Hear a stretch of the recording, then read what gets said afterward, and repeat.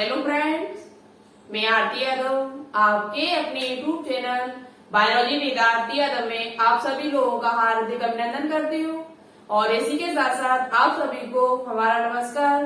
तो जैसा कि आप सभी स्टूडेंट्स को मालूम है, आपकी सुबह टाइम जो क्लास आती है उसमें हम आपको टॉप 1000 क्वेश्चन सॉल्व करा रहे हैं। आज की जो क्लास नंबर है टॉप 1000 क्वेश्चन की, वो आपकी 40 है। आज आपकी 40 क्लास कंप्लीट हो जाएगी। 40 क्लास इस सीरीज की हम कंप्लीट कर चुके हैं, आज कर लेंगे।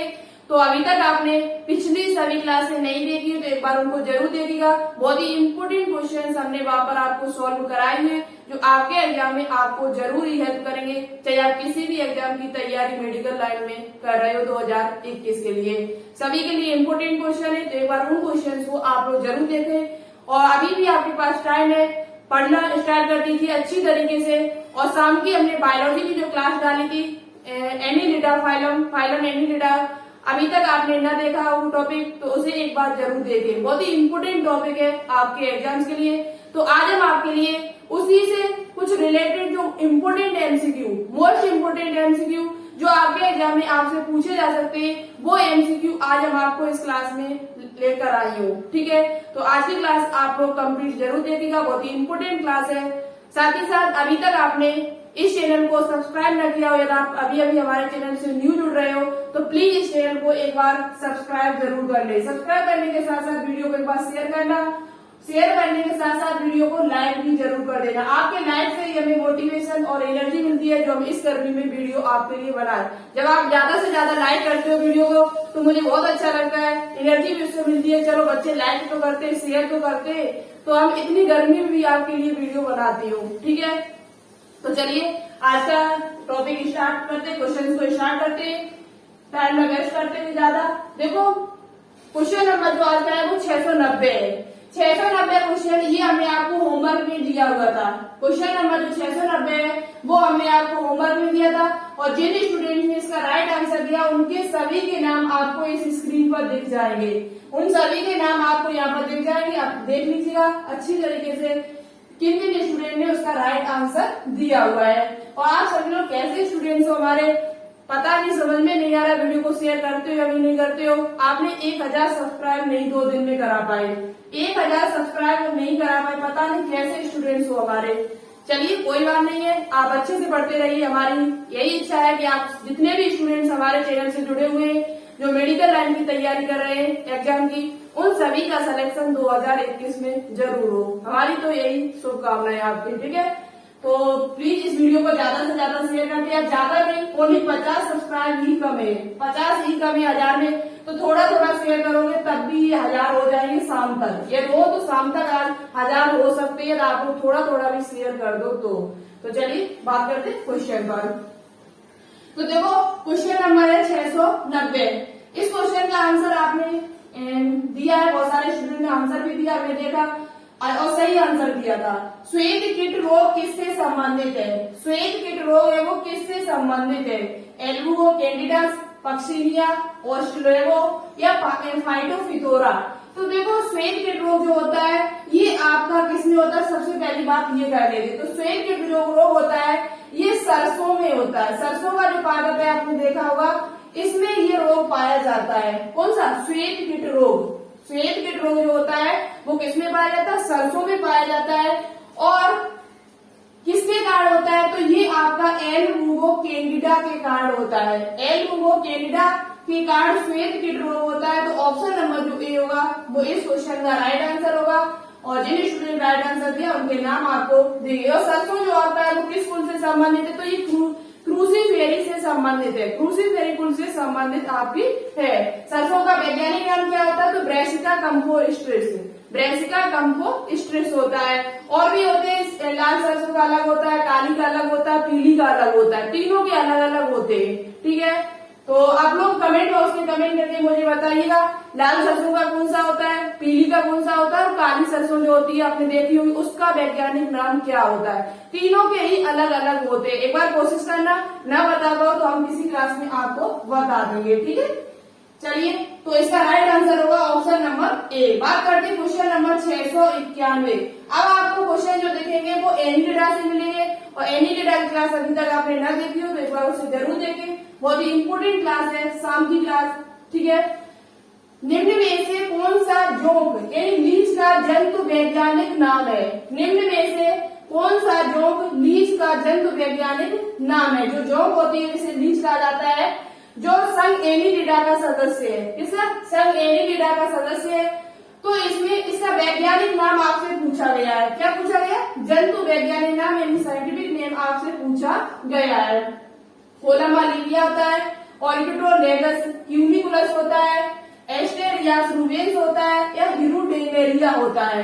तो देखो एक एक पर बात करते हैं, चारों हम आपको बता देंगे और चारों ही आप लोग नोटबुक पे नोट डाउन कर लेना। बहुत ही इंपोर्टेंट क्वेश्चन है, बहुत ही इंपोर्टेंट क्वेश्चन है और आपसे एग्जाम में पूछा जा सकता है आगे। तो देखो कोलम्बा लिविया ये किसका होता है वैज्ञानिक नाम? तो कोलम्बा लिविया जो होता है ये आपका कबूतर का होता है। किसका होता है? कबूतर का। जो कबूतर होता है उसका वैज्ञानिक नाम जो होता है पिजन, उसका वैज्ञानिक नाम क्या होता है? Columba Livia. क्या होता है? Columba Livia. कबूतर का जो वैज्ञानिक नाम है वो क्या होता है? कोलम्बा लिविया होता है। कोलंबो आपने श्रीलंका की राजधानी सुनी होगी, तो कबूतर का काम यानी ऐसे समझ सकते हो कबूतर क्या होता है? चिट्ठी लेकर कहा जाता है कोलंबो, चिट्ठी लेकर कहा जाता है कोलंबो। तो कबूतर हुआ, तोता हुआ, नहीं समझ सकते हो, इस प्रकार से ट्रिक लगा सकते हो याद करने के लिए। तो कबूतर चिट्ठी लेकर कहा जा रहा है? कोलंबो यानी श्रीलंका की राजधानी को लेकर जा रहा है। लिविया, लिविया मतलब लेकर जा रहा है, तो कोलंबा लिविया है वो कबूतर का वैज्ञानिक नाम है। बात करते हैं ऑर्किडोलेगस क्यूनिकुलस। तो देखो ऑर्किडोलेगस क्यूनिकुलस ये आपका जो वैज्ञानिक नाम होता है ये खरगोश का होता है। किसका होता है? खरगोश का। खरगोश का जो वैज्ञानिक नाम है आपको पता है, खरगोश बहुत तेज दौड़ता है। उसकी जो लेग यानी यहाँ से समझ लो, लेग का मतलब क्या होता है? टांगे। उसकी टांगे इतनी फ्लेक्सिबल है कि इतनी तेज दौड़ता है कि सभी को पीछे छोड़ देता है। ऑर्बिटो यानी औरों को पीछे छोड़ देता है, ठीक है, औरों को पीछे छोड़ देता है। तो उसकी लेग जो होती है, उसकी टांग जो होती है वो इतनी फ्लेक्सिबल है कि वो औरों को पीछे छोड़ देता है। तो आप यहाँ से याद कर सकते हो। अब आपको कहीं भी अब दिख जाएगा ये नाम तो आप लेग से याद कर लेना। किसे याद कर लेना? लेग मतलब टांग, उसकी टांग इतनी फ्लेक्सिबल है कि वो दूसरों को यानी औरों को पीछे छोड़ देता है। तो ऑर्किडोलेगस क्यूनिकुलस, क्यूनिकुलस जो होता है वो खरगोश का वैज्ञानिक नाम है। एस्टेरियस रूबेंस ये किसका नाम है? तो ये आपका स्टार फिश का होता है। किसका होता है? Star fish. स्टार फिश मतलब की सितारा मछली, जो आपके संघ इकाइनोडर्मेटा का सदस्य है। संघ इकाइनोडर्मेटा का सदस्य है स्टार फिश, जिसे सितारा मछली कहा जाता है, और इसका वैज्ञानिक नाम होता है एस्टेरियस रूबेंस। बचा हुआ आपका क्या है? D option, Hirudinaria. यही आपका जोंक का वैज्ञानिक नाम होता है। जोंक का जो वैज्ञानिक नाम होता है, जंतु वैज्ञानिक नाम, वो हिरुडिनेरिया होता है। तो ये 4 क्वेश्चन यहाँ से आपके देखो तैयार कहने के लिए टॉप 1000 क्वेश्चन है। लेकिन आप सभी पिछली क्लासेस देखोगे तो हम गारंटी लेते हैं इस बात की कि आपके 1000 से 1500 क्वेश्चन तैयार होंगे। यानी एक क्वेश्चन में एक क्वेश्चन को ये, तो उसके बाकी के जो भी ऑप्शन है उनको भी हमने कहीं भी डिस्कस किया हुआ है जो जरूरी थे। तो आपके 1000 के 1500 क्वेश्चन तैयार हो गए, तो बहुत ही अच्छी बात है। जो 1000 से मुझे 1500 क्वेश्चन मिल रहे हैं और बहुत ही इंपोर्टेंट क्वेश्चन हमने वहां पर आपको बताए हुए। तो ये जो ऑप्शन नंबर जो डी होगा वो इस क्वेश्चन का राइट आंसर होगा, और ये सभी आप अपनी नोटबुक पे नोट डाउन कर लेना। बात करते हैं क्वेश्चन नंबर 692। एनीलिडस की देह व्यक्ति कौन सी पेशियां पाई जाती है? एनीलिडस की कौन सी, एनीलिडस में कौन की देह व्यक्ति में कौन सी पेशियां पाई जाती है? उनकी मसल कौन सी, क्या कहते हैं उस मसल को? तो देखो अर्कारी होती है, अनुदैर्ध्य होती है, दोनों ए और बी, केवल लंबवत पेशियां होती है। तो अच्छे से याद कर लेना। शायद हमने ये पॉइंट वहां पर नहीं बताया क्लास में, इसलिए हम ये पॉइंट लेकर आए। देखो जो क्लास में हम वहां पर, क्योंकि कल जो रात बहुत ज्यादा गर्मी थी और गर्मी की वजह से कुछ चीजें हम 1-2 पॉइंट वहां पर छूट भी गए हमारे, तो हमने आपसे कल ही बोल दिया था कि जो पॉइंट छूट गए उनको हम सुबह की क्लास में लेकर आएंगे, ठीक है। तो कुछ पॉइंट छूट गए थे गर्मी की वजह से, हम नहीं पॉइंट बता पाए। बहुत ज्यादा गर्मी थी कल शाम वाली क्लास में जब हमने डाली हुई थी, ठीक है। तो एनीलिडस की देह व्यक्ति कौन सी पेशियां पाई जाती? तो उसमें अरीय और अनुदैर्ध्य, रेडियल और लॉन्गिट्यूड दोनों ही पाई जाती है। तो अरीय और अनुदैर्ध्य पेशियां इसमें पाई जाती है, इसलिए दोनों सही होगा, यानी ए और बी दोनों ही सही है। ऑप्शन नंबर जो सी होगा वो इस क्वेश्चन का राइट आंसर होगा। एनीलिडिस की जो देहवित्ती होती है, जो बॉडी वाल होती है, उसमें दो प्रकार की पेशियां पाई जाती है, अरीय और देवित, अरीय और अनुदैर्घ्य। अरीय और अनुदैर्घ्य दो पेशियों से मिलकर इसका क्या बनी होती है, देहवित्ती बनी होती है, इनका शरीर बना हुआ होता है। अरीय इनकी रेडियल और लॉन्गिट्यूडेड, ठीक है। तो ऑप्शन नंबर जो सी होगा वो इस क्वेश्चन का राइट आंसर होगा, दोनों ए और बी दोनों ही सही है। बात करते हैं क्वेश्चन नंबर 693, सूक्ष्म क्षणनुमा गमनीय अंग सीटी का अभाव होता है। ये क्वेश्चन आपको क्लास में भी मिल जाएगा, आपने वहां पर भी बहुत अच्छी तरीके से समझाया हुआ लास्ट में जाके। तो सूक्ष्म क्षणनुमा गमनीय, कैसा, गमन करने के लिए, चलने के लिए, मूव करने के लिए सीटी का अभाव होता है। सीटी कह दो या सीटा कह सकते हो, इसे क्या कह सकते हो, सीटा। सीटी का अभाव होता है। छोटे कांटेनुमा संरचना होती है इनके शरीर पर। जो एनिलिडा के जो सदस्य होते हैं उनमें कांटेनुमा बारीक संरचना पाई जाती है, जिन्हें हम कहते हैं क्या, सीटी कहते हैं, जो चलने में सहायक होते हैं, ठीक है। तो किसमें अभाव होता है, केंचुए में, निम्न एनिलिडस में, जोंक में, जोंक व नेरिस में। तो देखो हमने आपको बताया था कि नेरिस जो होता है, नेरिस ये पॉलीकीटा में आता है। एनिलिडा का जो वर्ग है जिसका नाम है पॉलीकीटा, क्या नाम है उसका, पॉलीकीटा। पॉलीकीटा का ये सदस्य है और इसमें तो सीटी और पार्श्व जो होते हैं यानी कि जो पैरापोडिया है वो बहुत ज्यादा पाए जाते हैं। गमन करने के लिए, इनमें क्या, प्रचलन करने के लिए एक संरचना और पाई जाती है जिसे कहते हैं पैरापोडिया। ये इसमें तो सबसे अधिक पाए जाते हैं। कैसे पाए जाते हैं, सबसे अधिक। तो ये तो होगा नहीं आंसर हमारा। अब बात करते हैं केंचुआ। तो केंचुआ में होता है, ज्यादा नहीं होती लेकिन होती है, तो ये भी नहीं होगा। निम्न एनिलिडस का कोई मतलब नहीं है एनिलिडस का। बचा हुआ ऑप्शन क्या है, जोंक। जोंक जो होती है इसमें आपकी सीटी का अभाव होता है और ये आपका कौन सा ऑप्शन है, ऑप्शन नंबर जो सी होगा वो राइट आंसर होगा। जोंक में ना तो पार्श्व पैरापोडिया पाए जाते हैं, ना ही आपकी सीटा पाए जाते हैं। गमन करने के लिए इनमें ये संरचना नहीं पाई जाती है। तो ऑप्शन नंबर जो सी होगा वो इस क्वेश्चन का राइट आंसर होगा। ये किस और ये किस वर्ग में आती है, तो हिरुटेनेरिया वर्ग में ही आती है, जो इसका वैज्ञानिक नाम है उसी में ये आती है, ठीक है। बात करते हैं क्वेश्चन नंबर 694, बहुत ही इंपोर्टेंट क्वेश्चन है ये, आपके एग्जाम में आपसे पूछा भी जा सकता है आगे। निम्न में से शारीरिक खंडी भवन किसमें पहली बार देखा गया था।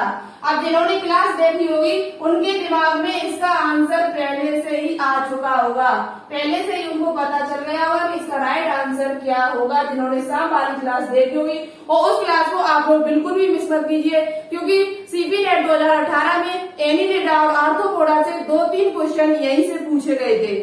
2-3 क्वेश्चन आपके यहीं से पूछे गए, तो आगे भी आपसे पूछे जा सकते हैं। वैसे भी सभी फाइलम आपके लिए इम्पोर्टेंट है, सभी फाइलम आपको अच्छी तरीके से आने चाहिए, ठीक है। ये कोई भी क्वेश्चन एग्जाम में पूछा जाएगा तो आप कर सकते हो। निम्न में से शारीरिक खंडी भवन पहली बार किसमें देखा गया था, एनिलिडा, प्लेटियल में थी, आर्थ्रोपोडा या कॉर्डेटा में। तो देखो खंडी भवन किस किस में पाया जाता है, तो खंडी भवन आपका 3 फाइलम में पाया जाता है। आर्थ्रोपोडा पाया जाता है, कॉर्डेटा में पाया जाता है और एनिलिडा में पाया जाता है। अब आपको समझ में आ चुका होगा आर्थ्रोपोडा से पहले क्या आता है आपका, एनिलिडा। विकास के क्रम में जब देखा जाए तो फाइलम में सबसे पहले कौन आता है, एनिलिडा आता है। तो यही हमारा ऑप्शन नंबर ए राइट होगा। एनिलिडा जो है उसमें शारीरिक खंडी भवन, शारीरिक खंडी भवन यानी उसमें खंड पाए जाते हैं। क्या पाए जाते हैं, खंड। और इन खंडों को क्या कहा जाता है, तो इन खंडों को मेटामियर्स कहा जाता है। क्या कहा जाता है, मेटामियर्स। क्या कहा जाता है, इन खंडों को मेटामियर्स कहा जाता है। समखंडी भवन इनमें पाया जाता है। तो शारीरिक खंडी भवन सबसे पहले किसमें देखा गया था, तो ये एनिलिडा में देखा गया था। इससे पहले वाले जो संघ में इनमें किसी में खंडी भवन नहीं है और ओनली है तो 3 फाइलम है केवल, एनिलिडा, आर्थ्रोपोडा और कॉर्डेटा। इन तीनों में खंडी भवन पाया जाता है, यानी इनको खंडों में बांटा जा सकता है, इनको खंडों में बांटा जा सकता है। सेगमेंटेशन जो पाया जाता है वो इन 3 फाइलम में पाया गया था। तो ऑप्शन नंबर जो ए होगा वो इस क्वेश्चन का राइट आंसर होगा। चलिए आगे देखते हैं अब, ठीक है।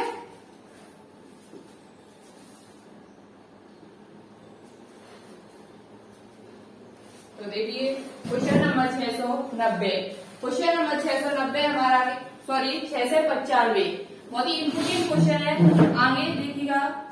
695 क्वेश्चन हमारा क्या है कि एनिलिडस के रुधिर वर्धक में किस, एनिलिडस के रुधिर वर्धक किस में पाया जाता है।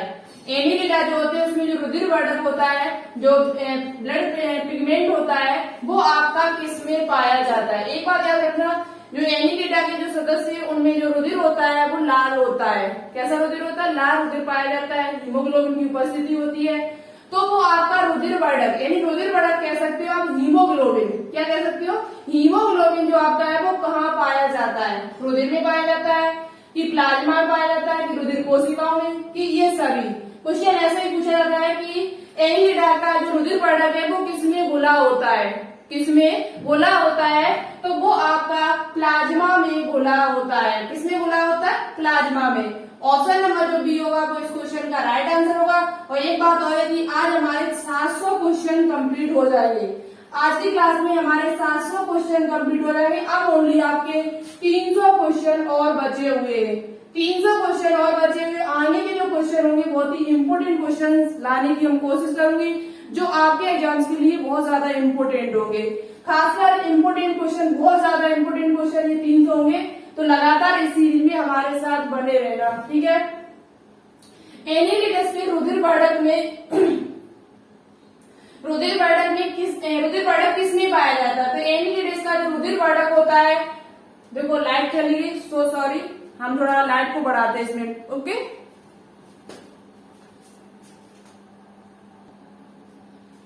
देखो लाइट भी चली गई थी, चलिए कोई बात नहीं, थोड़ा आपको प्रॉब्लम हो गई थोड़ी बहुत साथ दिखाई दे रहा होगा हमारे हिसाब से। तो देखो एनीलिडस के रुधिर वर्धक किसमें पाया जाता है? तो ये आपका प्लाज्मा में पाया जाता है। किसमें पाया जाता है? प्लाज्मा में घुला हुआ होता है, यानी कि हीमोग्लोबिन जो होता है वो प्लाज्मा में घुला हुआ होता है। तो ऑप्शन नंबर जो बी होगा वो इस क्वेश्चन का राइट आंसर रहेगा। बात करते हैं क्वेश्चन नंबर 696।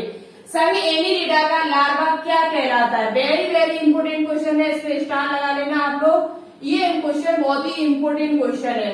संघ एनीलिडा का लार्वा क्या कहलाता है? बाई प्रेमेरिया, ग्लाइकोडियम, ट्रोकोफोर या मेरासीडियम। तो देखो संघ एनीलिडा का जो लार्वा है वो क्या कहलाता है? तो वो आपका ट्रोकोफोर कहलाता है। ट्रोकोफोर। संघ एनीलिडा में जो लार्वा पाया जाता है वो उसको क्या कहा जाता है? तो उसका एक नाम है जिसे कहा जाता है ट्रोकोफोर लार्वा। दूसरी बात हमने आपको क्लास में बताया हुआ था कि जो ये लार्वा है वो केवल किसमें पाया जाता है? तो केवल ये नेरिस में पाया जाता है। जो इसका एक जंतु है, सदस्य है एनीलिडा का नेरिस, उसमें ये लार्वा पाया जाता है। शेष जो आपके जोंक और केंचुआ, अर्थबोन जिसे कहा जाता है, उसमें आपका लार्वा नहीं पाया जाता। उन दोनों में लार्वा अनुपस्थित होगा। जिन्होंने क्लास अनुपस्थित है, जिन्होंने क्लास देखी हुई उनको पता होगा।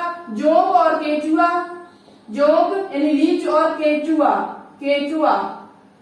यानी कि अर्थबोन, जिसे किसानों का मित्र कहा जाता है, इनमें क्या है? आपका लार्वा नहीं पाया जाता है। ना इसमें लार्वा पाया जाता है, ना ही इसमें लार्वा पाया जाता है, ठीक है। और पाया किसमें जाता है? तो केवल वो आपके नेरिस में पाया जाता है, जिसका नाम है ट्रोकोफोर लार्वा। ऑप्शन नंबर जो सी होगा वो इस क्वेश्चन का राइट आंसर होगा। बात करते क्वेश्चन नंबर 697। वर्ग ओलिगोकीटा का मुख्य प्रतिनिधि जंतु कौन सा है? वर्ग ओलिगोकीटा का मुख्य प्रतिनिधि जंतु कौन सा है? ओलिगोकीटा क्या है? तो एनीलिडा को 3 वर्गों में बांटा गया था, पॉलीकीटा, ओलिगोकीटा और हिरुडिनेरिया। तो उसमें आपसे पूछा गया है कि वर्ग ओलिगोकीटा का मुख्य प्रतिनिधि जंतु कौन सा है? केंचुआ, नेरिस, जोंक या इनमें से कोई नहीं। तो देखो वर्ग ओलिगोकीटा के जो अंतर्गत नेरिस जो आपका होता है ये पॉलीकीटा के अंतर्गत आता है, जोंक आपका जो है वो हिरुडेनेरिया के अंतर्गत आता है, जबकि बचा हुआ ऑप्शन नंबर जो ए होगा वो ये इस क्वेश्चन का राइट आंसर होगा। केंचुआ जो होता है वो ओलिगोकीटा के अंतर्गत आता है। किसके अंतर्गत आता है? ओलिगोकीटा के अंतर्गत आता है। तो ऑप्शन नंबर जो ए होगा वो इस क्वेश्चन का राइट आंसर रहेगा। ओलिगोकीटा के अंतर्गत क्या आपका आता है? केंचुआ यानी अर्थवर्म आता है। बात करते क्वेश्चन नंबर 698। ये क्वेश्चन आपके लिए वेरी वेरी इंपोर्टेंट क्वेश्चन है, वेरी वेरी इंपोर्टेंट क्वेश्चन है। संघ एनीलिडा के जंतुओं में उत्सर्जी अंग क्या है? संघ एनीलिडा के जंतुओं में उत्सर्जी अंग क्या है? त्वचा, ज्वाला कोशिकाएं, वृकक, हरद ग्रंथि। तो देखो अच्छे से आप कर लेना। संघ एनीलिडा के जंतुओं में उत्सर्जी अंग होता है, उसे वैसे इंग्लिश में जो कहा जाता है वो नेफ्रेडिया कहा जाता है। क्या कहा जाता है? नेफ्रेडिया। नेफ्रेडिया कहा जाता है। इनमें जो संलग्न के लिए जो अंग है उसे क्या कहा जाता है, नेफ्रेडिया कहा जाता है। लेकिन नेफ्रेडिया को हिंदी में क्या कहा जाता है, आपसे हिंदी में भी बता सकते हैं, तो उसे कहा जाता है ब्रकक। क्या कहा जाता है, ब्रकक कहा जाता है। नेफ्रेडिया को हिंदी में ब्रकक कहा जाता है। तो कभी कभी आपको हिंदी में दे सकते हैं, तो आप दोनों ही नाम याद कर ले, नेफ्रेडिया या ब्रकक। तो संघ एनिलिडा के जंतुओं में जो उत्सर्गी अंग होता है उसे क्या कहा जाता है, नेफ्रेडिया कहा जाता है या ब्रकक कहा जाता है। ऑप्शन नंबर जो सी होगा वो इस क्वेश्चन का राइट आंसर होगा।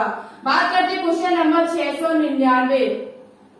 केचुए में हृदय पाए जाते हैं। केचुए में कितने हृदय पाए जाते हैं, तो केचुए में जो आपके हृदय की संख्या होती है वो 4 जोड़ी होती है। याद कर लेना, इंपोर्टेंट है, थोड़ा जानकारी होनी चाहिए, तो हम इसलिए लेकर आए। केचुए में हृदय पाए जाते हैं, तो आपके कितने पाए जाते हैं, 4 जोड़ी पाए जाते हैं। कितने पाए जाते हैं, 4 जोड़ी, यानी कि 8 हृदय इनमें पाए जाते हैं। बात करते हैं क्वेश्चन नंबर 700। आज हमारे 700 क्वेश्चन जो कंप्लीट हुए, बहुत ही अच्छी बात है, तो हमने 700 क्वेश्चन आपके कंप्लीट कर दिए।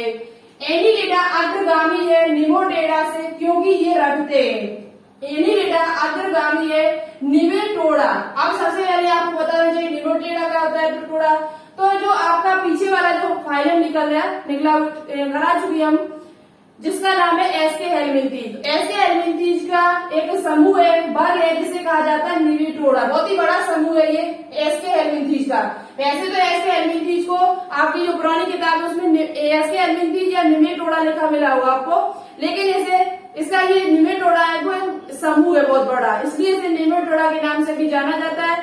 और इसे निमेथे हेलमिंथीज भी कहा जाता है। निमेथे हेलमिंथीज के नाम से भी जाना जाता है, एस्के हेलमिंथीज के नाम से जाना जाता है। तो एनिलिडा अग्रगामी है। कैसे आगे है, निमेटोडा से, क्योंकि ये क्या रखते हैं, वास्तविक देववा, खंडी भवन, बंदी परिसंचरण या ये सभी। तो याद करें, देखो इनमें जो एनिलिडा होता है, मैं आपको कल की क्लास में बताया था, आपको पता होगा, जिन्होंने क्लास देखी होगी उनको अच्छी तरीके से समझ में आ चुका होगा ये क्वेश्चन। तो देखो इनकी वास्तविक देववा पाई जाती है, यानी कि सीलोमेट, इनकी जो सीलोम होती है वो कैसी होती है, वास्तविक होती है, सीलोमेट कहे जाते हैं। वास्तविक देववा पाई जाती है इनमें। तो वास्तविक देववा होती है खंडी भवन, बिल्कुल राइट है ये भी। निमेटोडा में जबकि खंडी भवन नहीं पाया था। निमेटोडा में जो सीलोम थी, जो गुहा थी, वो आपकी कैसी थी, सीडो सीलोमेट, कूट देववा थी। कैसी थी, कूट देववा। जबकि एनिलिडा में कैसा है, पहला ऐसा फाइलम है जिसमें वास्तविक देववा है। ऐसा पहला फाइलम है जिसमें वास्तविक देववा है, यानी कि सीलोमेट है ये, ठीक है, प्रभु ये। और खंडी भवन, तो ये भी बात सही है, उनमें खंडी भवन नहीं पाए जाते निमेटोडा में। बंद परिसंचरण, तो ये भी बात ठीक है बिल्कुल, इनमें बंद परिसंचरण पाया जाता है, जबकि निमेटोडा में बंद परिसंचरण नहीं पाया जाता, इसलिए ये आगे है। इसलिए ये क्या है, आगे है। तो इनमें जो पूछा जा सकता है कि एनिलिडा में परिसंचरण तंत्र कैसा होता है, खुला होता है या बंद होता है। तो एनिलिडा में जो परिसंचरण तंत्र होता है वो आपका बंद परिसंचरण होता है। कैसा होता है, बंद परिसंचरण तंत्र पाया जाता है। तो ऑप्शन नंबर जो डी होगा वो इस क्वेश्चन का राइट आंसर होगा। ये सभी ही सही है। वास्तविक देववा होती है, खंडी भवन होता है उसमें पाया जाता है, और बंद परिसंचरण उसमें पाया जाता है। बात करते हैं आगे क्वेश्चन 700 से।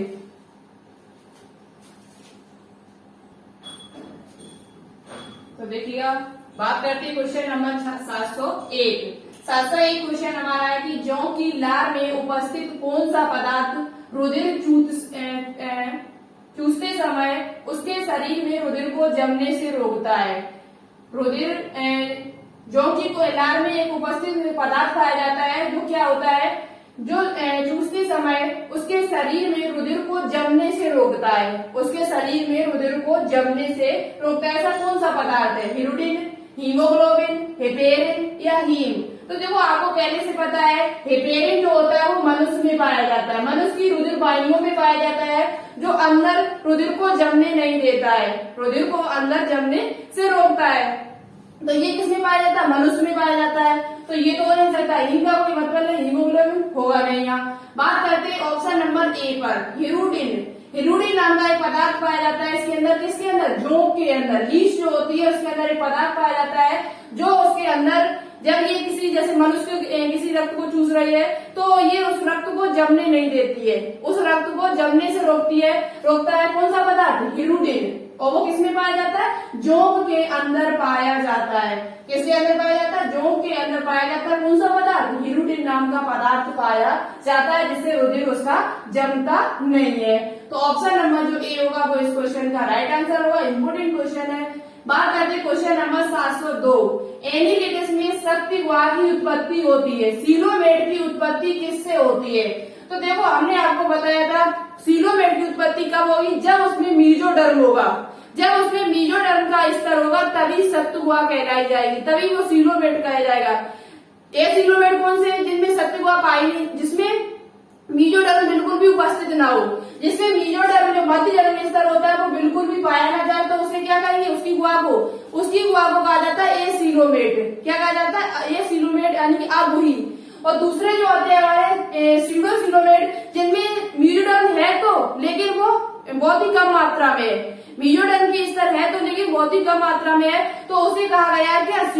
सीडो सीलोमेट यानी कूट प्रगुही। और जिसमें शक्त गुहा, जिसमें मीजोडर्म है पूर्णता, मीजोडर्म की पूर्णता पाई जाती है किसे? बॉडी वाल और एलिमेंट्री केनाल के बीच में, उसे क्या कहा जाता है? शक्त गुहा कहा जाता है, यानी कि सीलोमेट कहा जाता है। तो यानी कि इसमें शक्त गुहा की उत्पत्ति किससे होती है? तो शक्त गुहा यानी कि सीलोमेट की जो उत्पत्ति है वो मध्य जनन स्तर से होती है। किससे होती है? मध्य जनन स्तर से होती है, कि मीजोडर्म से होती है।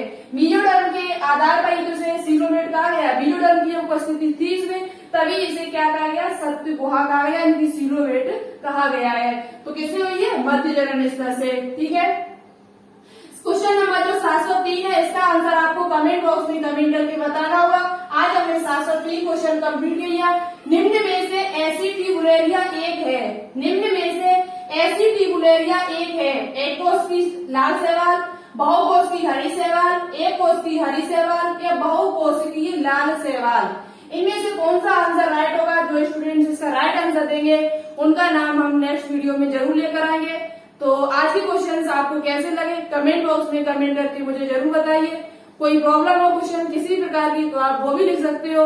और अभी तक आपने क्लास को लाइक न किया हो तो प्लीज इस क्लास को एक बार लाइक जरूर कीजिएगा और ज्यादा से ज्यादा अपने दोस्तों के साथ शेयर करें वीडियो को। अभी तक आपने चैनल को सब्सक्राइब न किया हो, जो भी स्टूडेंट्स हमसे न्यू जुड़े हैं, तो प्लीज इस चैनल को सब्सक्राइब जरूर कर लें। सब्सक्राइब करने के साथ साथ बेल आइकन को प्रेस ऑल पर क्लिक कर लें, जिससे आने वाली वीडियो के जो नोटिफिकेशन है वो आपके पास टाइम टू टाइम आते रहे। और एक बात है कि आप लोग शाम की क्लास जो हमने डाली हुई है एनिलिडा, वो एक बार जरूर देखना। इम्पोर्टेंट क्लास है, 8 घंटा की क्लास है, ज्यादा बड़ी भी नहीं है और वो सभी पॉइंट हमने आपको बताने की कोशिश की है जो आपके एग्जाम में आपसे पूछे जा सकते हैं। तो उस क्लास को एक बार आप लोग जरूर देखिएगा। ठीक है, तो चलिए आज के लिए इतना ही रखते हैं। मिलते हैं नेक्स्ट वीडियो में नए क्वेश्चंस के साथ 704 से। Okay, thanks. जय हिंद, जय भारत।